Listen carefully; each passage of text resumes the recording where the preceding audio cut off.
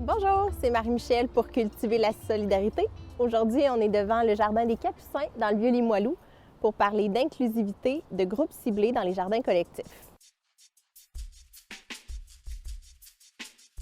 De quel groupe est-ce que tu vas nous parler aujourd'hui? Aujourd'hui, on va parler des hommes seuls et des personnes vivant avec des troubles de toxicomanie. Quand on pense aux hommes seuls, on ne les classe pas nécessairement dans un groupe précaire parce que généralement, les hommes ont un meilleur salaire que les femmes, puis ils ont d'autres facteurs de protection dans la vie en général. Mais il faut penser qu'au niveau alimentaire, c'est un peu différent, particulièrement auprès des hommes âgés et seuls qui, eux, souvent manquent de connaissances au niveau alimentaire. Achat de la nourriture, préparation de la nourriture, ce qui les rend dans une situation précaire. Quelles stratégies peuvent être mises en place avec ce genre de personnes? Une des premières suggestions qui est assez simple, c'est de bien expliquer l'activité en ligne ou sur des dépliants. Il a été prouvé qu'un homme aime pouvoir se renseigner comme il faut avant de se diriger vers une activité. Une autre des stratégies, c'est d'avoir un modèle masculin sur place.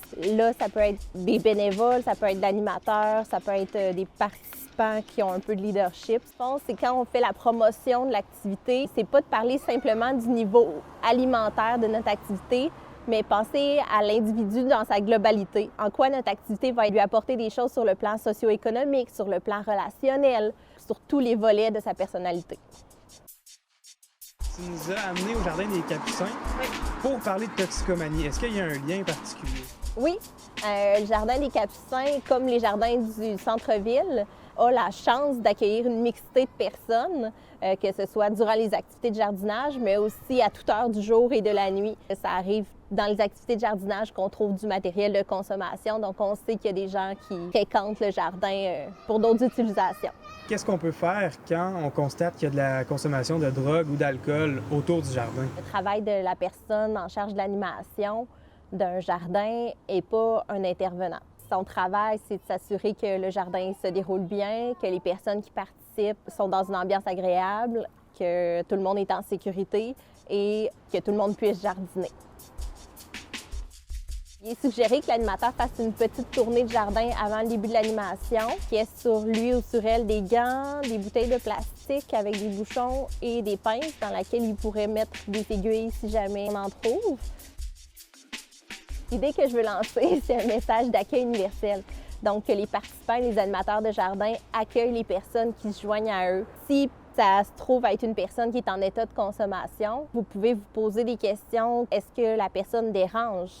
Si elle ne dérange pas, elle peut jardiner avec vous, fin de l'histoire. Si la personne a un comportement qui est perturbateur ou dérangeant, bien, peut-être que l'animateur peut discrètement lui proposer d'aller faire une tâche qui est un peu plus à l'écart, ou si c'est très dérangeant, de l'inviter à revenir jardiner une autre fois.